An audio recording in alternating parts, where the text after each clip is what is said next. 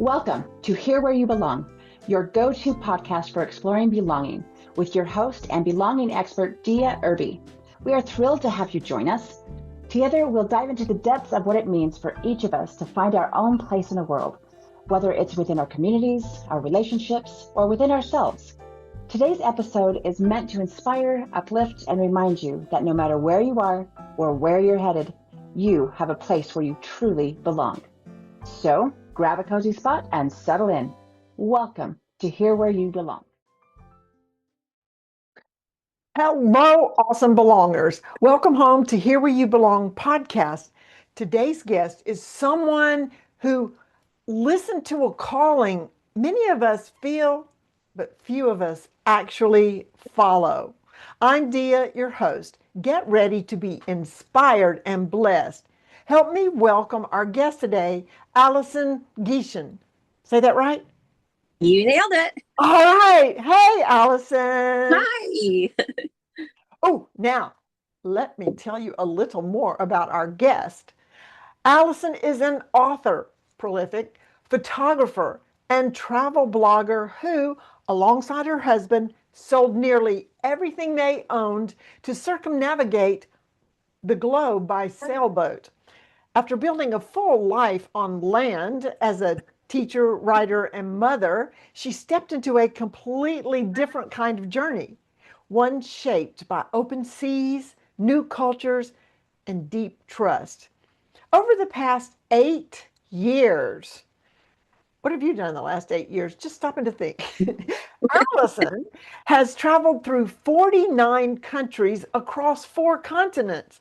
Along the way, she has faced fear, loss, uncertainty, and breathtaking moments of grace. Through her books, photography, and storytelling, she explores themes of belonging, good job, purpose, resilience, and the courage to follow a calling beyond the familiar. Her story reminds us that belonging isn't tied to a place, a role, or a title, but to who we are becoming as we trust the unfolding of our lives. Please help me welcome author and world sailor, Alison Gieschen. Well, thank you for having me. So glad you're maybe you're still at sea, but maybe you're in port. Anywho, any additions, subtractions, or corrections to the introduction? No, I think it was spot on, but yes, we are anchored in a harbor, and unfortunately it's a little bit rolly, so if you see me kind of moving back and forth, that's because the waves hit our boat and we do move quite a bit. Okay, so don't get seasick watching this if you're watching the video. As you know, this is a podcast about belonging, and I invited you on to tell us your story of belonging, however and wherever it takes us. If it's how you started as a child and learned to belong, or as an adult, you finally learned to belong, or how you provide belonging to other people. So take it away, Alison, the mic is yours. Well, speaking of belonging, I definitely had an experience with not belonging, as I got transferred in the 9th grade from upstate New York to Charlotte, North Carolina. And the first words that were ever spoken to me when I went to my new school was, "Go home, you damn Yankee." And I was bullied, and I had to change schools, and I was still bullied in my second school. So I definitely found out what it was like not to belong. And then I had the wonderful experience of meeting my husband in a sailboat race. And the weekend that we met in this race, he was going back to Philadelphia. I was going back to Charlotte. And he said, "My dream is to sail around the world someday." I said, "Mine too. Let's get married." So we did. And he proposed the 4th day we were together after that weekend. And we just knew that everything about our lives aligned and who we were. And I moved up to be near him because he had the job and I just graduated college. So he built me this beautiful horse farm because I came with horses.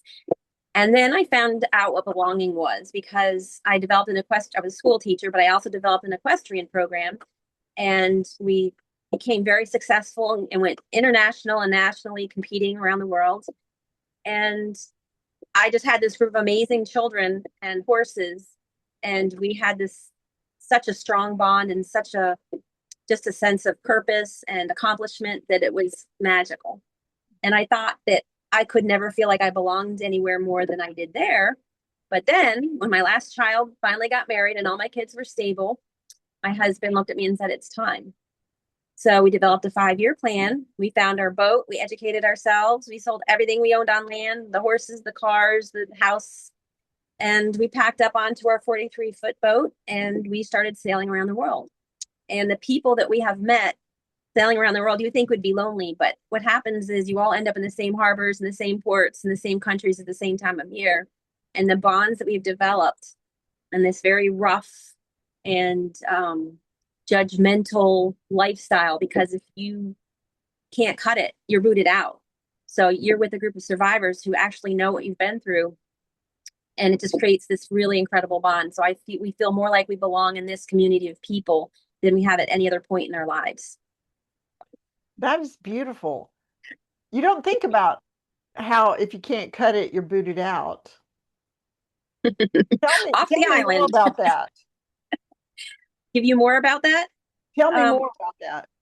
Okay, well, if there's a lot of people who have started out to do this and they don't make it. They turn around, they go back, and we were very, very close to that. Our very first time trying to cross the Atlantic Ocean, we got caught in, I don't know if you've seen the movie A Perfect Storm. Yes. Okay, we got caught in a storm similar to that. Two fronts converged, and we got caught in 20-foot waves, 30-knot winds, and the waves were breaking on the bow of our boat, and it did $14,000 worth of damage to our boat. We had to go back to land and ended up 10 miles from where we started to try to cross the ocean. And insurance took care of our boat, but the mental damage that it did to me, I thought was going to be permanent. So when we finally did cross the ocean, I was filled with anxiety and I kept thinking, oh, I can't do this. I can't do this. And we pulled into a harbor when we made it to the Caribbean, pulled into St. Martin, and there's 100 boats in this harbor. And 3 boats away was our mentor, the person who took me out on a heavy weather training passage, who I listened to all his seminars. And he invited us to his boat. And he goes, so Alison, how's it going? I'm like, I just started tearing. I'm like, Don, it was so terrible. We were in this storm and we nearly lost our boat and it was just so traumatic. And I'm just so scared now. And he just starts laughing at me. I'm like, why are you laughing at me? He goes, do you know how lucky you are? I'm like, no. He goes, you were out in the worst case scenario. Your boat did great. Your husband did great. You did great. You're still out here. And you know how many people would have gone back, sold the boat and wouldn't continue? And he goes, you faced the worst. And you're going to be fine. And he was the only person on the planet that could have told me that, and I would have believed it. And the chances of running into him, when this earth is covered by 80% water in the same harbor on the exact day that I was going to tell my husband, I can't do this anymore. And for him to say that to me, it like saved our journey. And since then, yes, I've had doubts and I've had anxiety, but I've never given up, and I've continued because of that moment. How many people can be on your boat? Comfortably, maybe 4 is probably a good number. I mean, we fit 6, but 4 is a great number because they have their own cabin with their own bathroom and bed, so it makes it very nice. Because I was wondering, you raised your children, and after your last child went out, how many children do you have? I have 3, and I have 5 grandchildren. And have any of them sailed with y'all somewhere? I would assume over 8 years. Yes, they've come to visit us in several different places. We had 5 of us for like 2 weeks over Christmas, and it was magical. Oh, it has to be. It has to be. Have you passed this passion on to any of your children or grandchildren? Well, the grandchildren are still very young. My oldest just turned 11. The other ones are all 5 and under. They all think that it's my grandchildren think it's really cool what we do, and we FaceTime all the time, and I show them, I take the phone and I show them where we are, and I talk about the sea creatures, and I gave each of them a map of the world that they have on the wall in their bedrooms, and they have a pin, and they put the pin where we are, so they're learning geography. And every country I'm in, I create these postcards on an app that I can put on 8-panel postcards. So I put pictures and facts of where we are and teach them about the sea life and the history of where we are. So they store those in a photo album for each country we're in, and then they can see on their map around the world where we are. So it's my little contribution, and it was so cute. My daughter was in the boys' room, and my 3-year-old grandson, when she mentioned boat grandma, they call us boat grandma and boat grandma, ran up and pointed to the French Polynesians and said, that's where boat grandma is, and that's where manta rays live. So at 3, he could find where we were in the world, point to it, and tell us what sea creatures live there. Instead of where in the world is Waldo. Waldo or Carmen San Diego, yes, boat grandma. So obviously you were a teacher. That Yes. teaching has come out, and what I've got to do this for a field trip and send back the information. What did you teach? I started out in high school English, and I didn't like it very much because the kids hated me before they even came in the classroom. But he wanted to be in English. Mm-hmm. And I just found it really depressing to have to struggle. And I tried motivating him in really interesting ways, and I just didn't feel successful. So then I got my certification to teach elementary. And I loved the 3rd grade because the kids were enthusiastic. They hugged me every morning, and I could ignite a love of writing in them in the 3rd grade. And by the time they left my classroom, they learned to love writing. And that was really, really awesome. You found where you belonged, if I may, in Yes. the teaching field. Absolutely. What has that taught you about finding your place of belonging? I think that where you belong changes during your lifetime. And I think that each time that you find where you belong and you're comfortable there, that you need to count that as a blessing. But I don't think it's ever too late when you feel that you're stagnant somewhere to move on and find a new place to belong. Because, like I pointed out, I love my niche as a teacher. I love my equestrian life, and now I love my sailing life, and those are as far apart as you can get. Oh, right. So, Very. as long as you're still alive and breathing and kicking and have energy, I think you need to really, explore your options, because you stay in one place your whole life. I think you're missing out. Right. I've been saying and having conversations with people, and the phrase keeps coming up, why not? Mm-hmm. Not why or how, but why not? You want Right. to do something? Why not do it? Why not? Yes.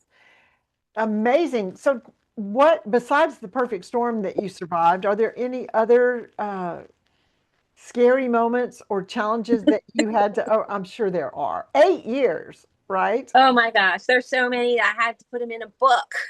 So the book, name of my book is Riding the Waves of Reality: Tales of Turmoil and Triumph. That's the first book. And this in that book are all the really scary moments we've had, major breakages that we've had to turn around and get back to shore and get repaired. Um, our second book is Mediterranean Mayhem and Madness, Mayhem and Magic, sorry. And the mayhem part, we almost sank, and I woke up. Well, my husband came up and died on me. He wasn't really dead, but I thought he was dead. So that was really scary. Yeah. And then, yeah, and that's in the second book. And then I'm starting the 3rd book soon, and we just crossed the Pacific, and it was our worst, I think our worst event ever, crossing the Pacific. We snagged a Chinese fishing boat net, because they're out here like pillagers ravaging the sea. And when they get nets that are tangled, they just cut sections of them loose. And us sailboats, when we encounter them, they get stuck on our rudder. Well, we had that happen 680 miles from shore, and it took out our autopilot and almost disabled our steering to where we would have had to abandon ship. But my husband is like the boat MacGyver, so he got us at least functional. But we had to hand steer 680 miles across the Atlantic with 10-foot waves and 20-knot winds, and it was definitely traumatic.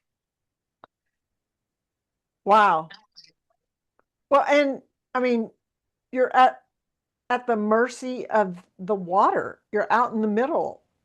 Yes. And it's not like you can, oh, let me swim or I'll grab a helicopter. Well, we do have something called an EPIRB, and if we deploy that, if we hit our EPIRB, it sends out an emergency signal.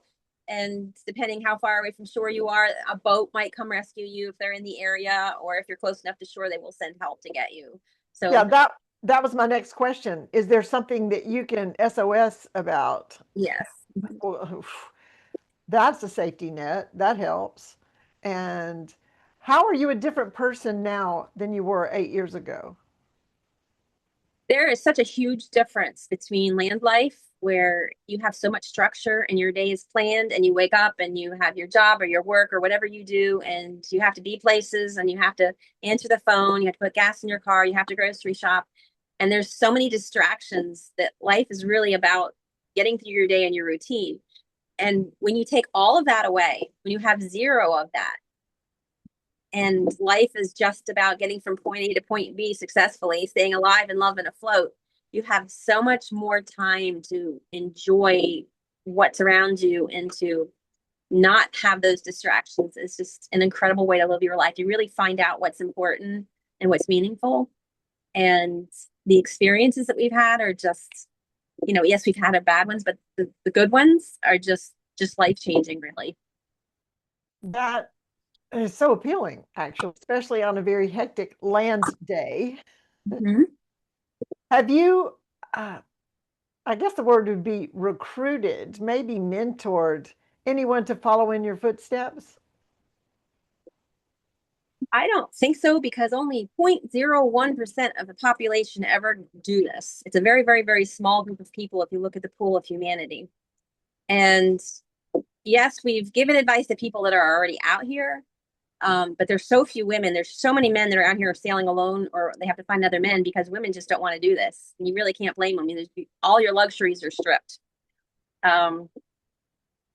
But we've helped other couples and helped other people, and they've helped us. It's a very mutual exchange out here. Everybody supports one another. Well, here's the other thing.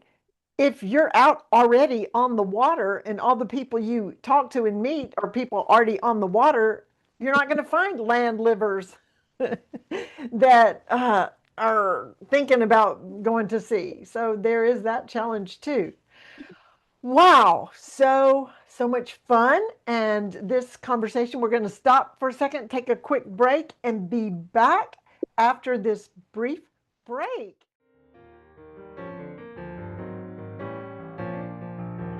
Hey there! Isn't my guest amazing? So glad you joined us today. In this world that often feels disconnected, building community and fostering belonging are essential. That's why I created this podcast, to bring inspiring people to you, to encourage you to create that sense of belonging and community, no matter where you are. If you're being blessed by my guest, and we have some more, like, subscribe, and share this podcast. You know who needs to hear this.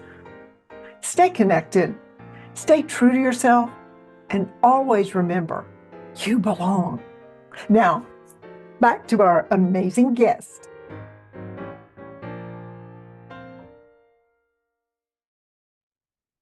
And we are back with my fabulous guest today, Alison Gieschen.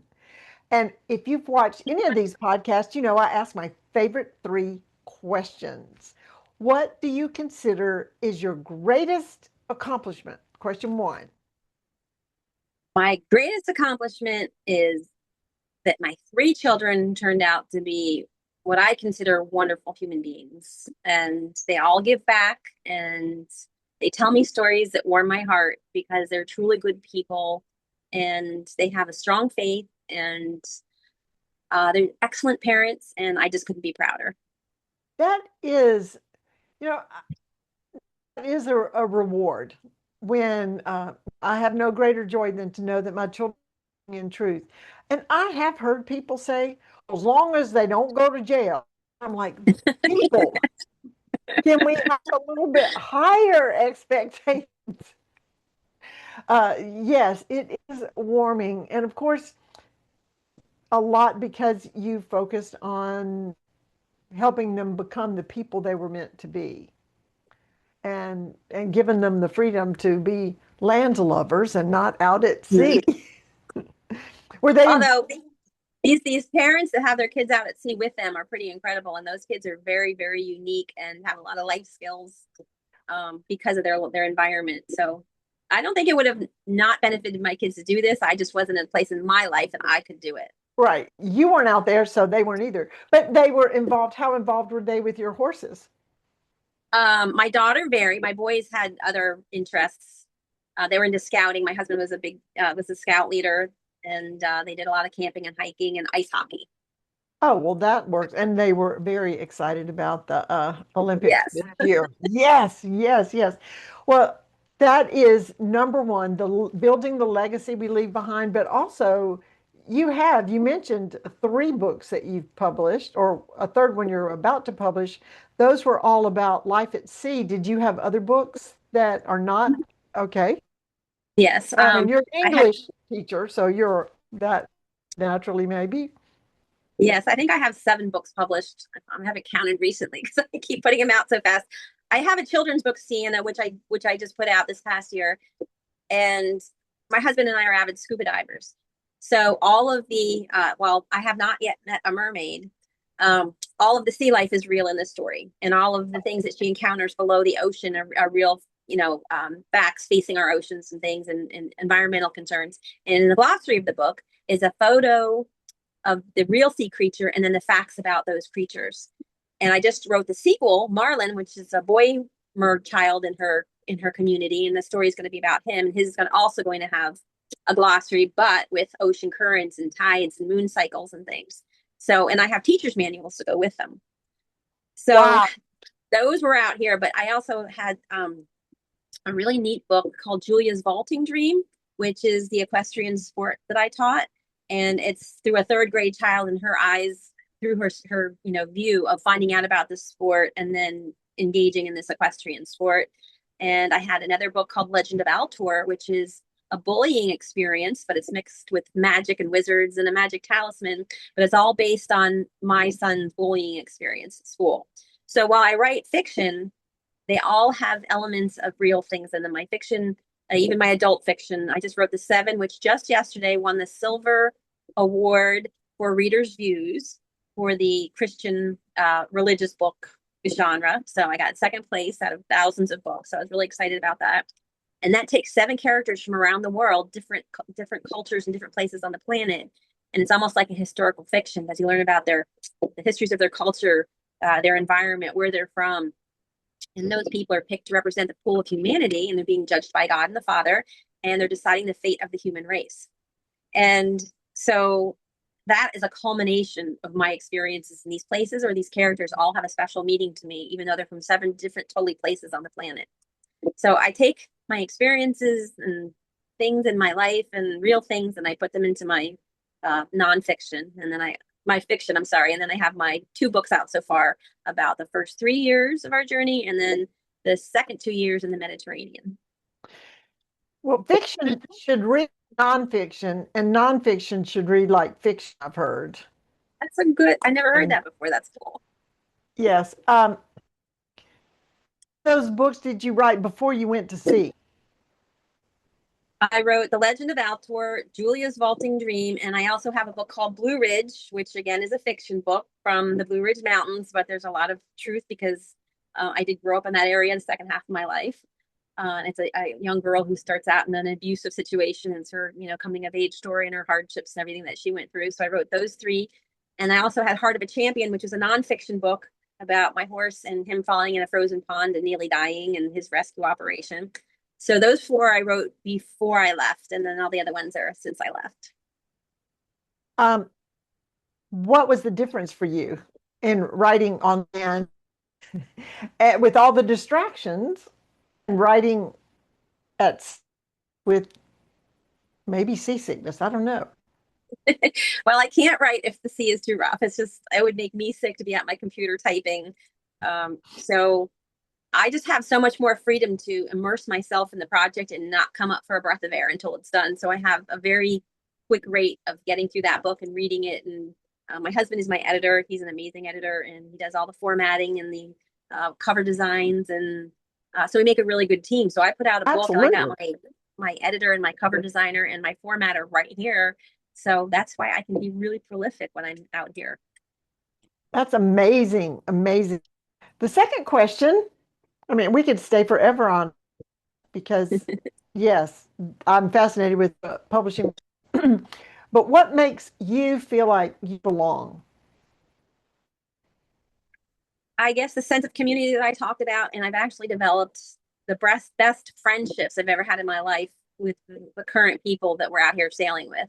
And we don't see them on a daily basis. We'll end up in the same harbor, and then we'll separate and go off on our own way, but we always end up back together again.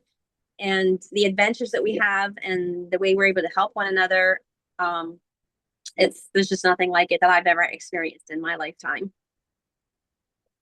Do you stay in touch when you're not in the same place to know that you're Mhm. going to end up at the same place? I mean, is that on purpose or part of it or?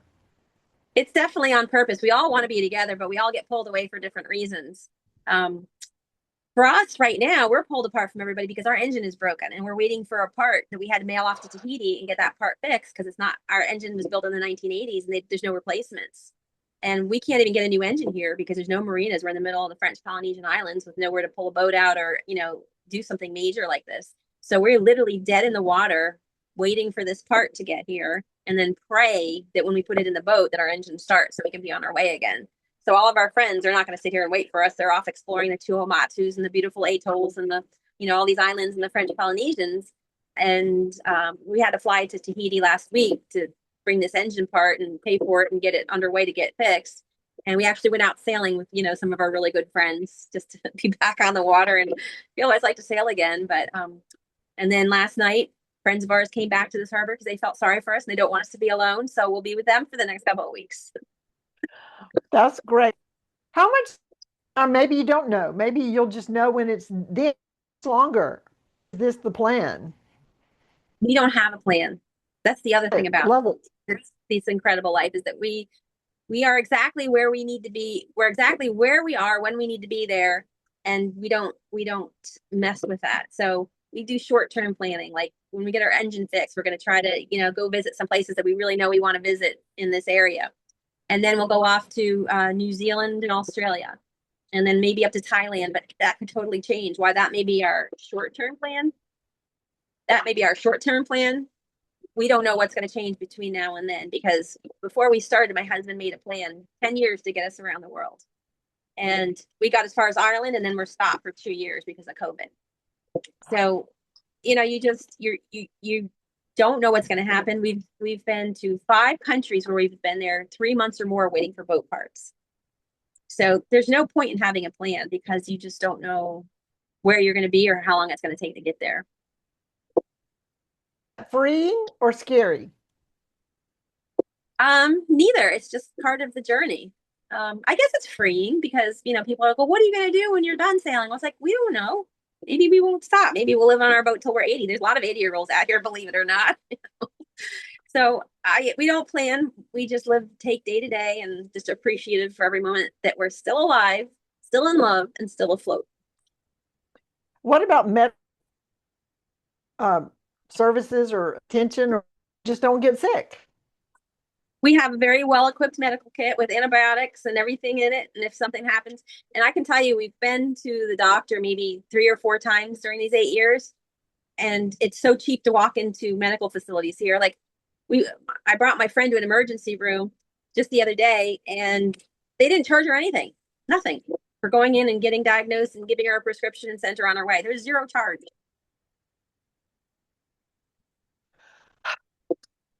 That would be helpful too. You're making me And my want to husband get on a boat. and my husband had to go to the dentist in on the island of Hiva when we first came across the Pacific.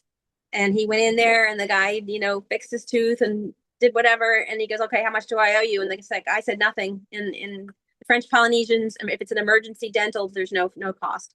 So we've actually experienced that several times. So it sounds at least medically, is it cheaper to live on the water, except for then you have to fix your boat, than it is on land? Health insurance wise, yes, because we don't even bother with health insurance because there's just no need.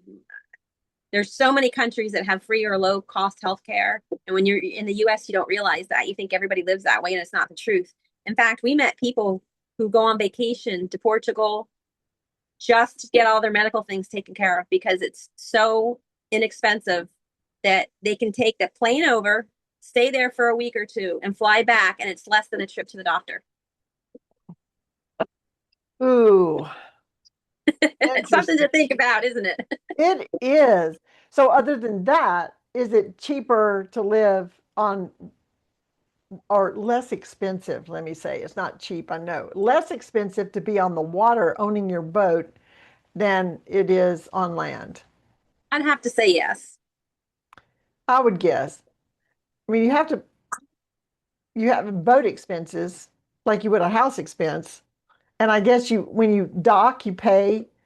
So there'd be like If you pull into a marina, but if you anchor out, it's free. So basically, we pay for the internet because we have Starlink that allows us to communicate. We only pay for fuel if we use it. We didn't use any fuel coming across the Pacific because we didn't have to start our engine. So that costs us, free. So unless you're using fuel, you use the wind, and the sun powers all our electricity and the wind moves us. So it's food. Yeah, food would be. And do you fish and eat the fish? Oh my gosh, yes. We caught this 50-pound yellowfin tuna over here, and it was the most amazing fish I've ever eaten in my life. It was so good. Yellowfin is like the premier tuna that you pay top dollar for in sushi restaurants and everything. Wow. But we catch lots of fish and eat that. And like just yesterday, we went for a walk on this island that we're on. I came back with coconuts, mangoes, avocados, pamplemousse, which are like grapefruit, limes, and star fruit. And that's just going through the forest and foraging on just, wild plant. Oh, and peppers, these little hot red peppers that are amazing. I make a mango chutney with these hot peppers. It's incredible. So you can just take a walk around the island and come back with Oh, like you didn't go to market and buy it. You just picked it off the. Yeah. Okay, Gilligan's Island.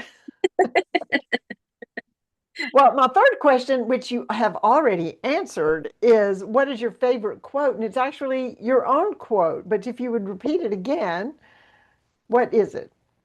So we're exactly where we are when we are meant to be there. And when did you start? When did you come up with that, or what significance does that quote have for you? Well, it began when I ran into my mentor, John Kretschmer, after our first ocean crossing. But my books, it highlights all of these incidences. They're just too many to be a coincidence at this point, of being in a place when certain people show up, or being somewhere when we need something and we find it. And it happens so much in our life that it's, absolutely become a journey of faith. And like, we're going to be provided for. And even if we're in a rough patch, like right now with no engine, we don't stress about it because it's going to resolve itself when it's supposed to. And we just, we're living in paradise. So how can you really be upset? When you look darn, am I stuck in paradise? I know, right? Oh, what a life. Somebody's got to live it. Anyway. Oh, that's wonderful. Yeah, well, there is a comfort in knowing that there is a power bigger than we are that is coordinating so many things and making sure that we are where we are and being who we need to be when we're there. I love it, love it, love it. This has been a fascinating adventure and journey with you. But before we close, do you have any parting words? I just hope that I inspire somebody who has been on the fence about pursuing something that's been a dream of theirs, but they've held back for whatever earthly reasons, to go for it. Because, you have one life, and if you don't take a risk and follow your dreams, I think you're really doing yourself a disservice, and you need to go for it, because there's always going to be a safety net if you're living on land. We've thrown away that safety net because of what we're doing. But if this is a dream that you have to change professions, or to go traveling, or to do something that you've always dreamed about, just do it. Just do it. Why not? Yes. Why not? Why not? Ah, well, to our amazing, adventurous guest, thank you, Alison. And to our listeners, belongers, stay connected, stay true to yourself, and always remember, you belong. This is Dia Irby with Here Where You Belong podcast, signing off. Bye now.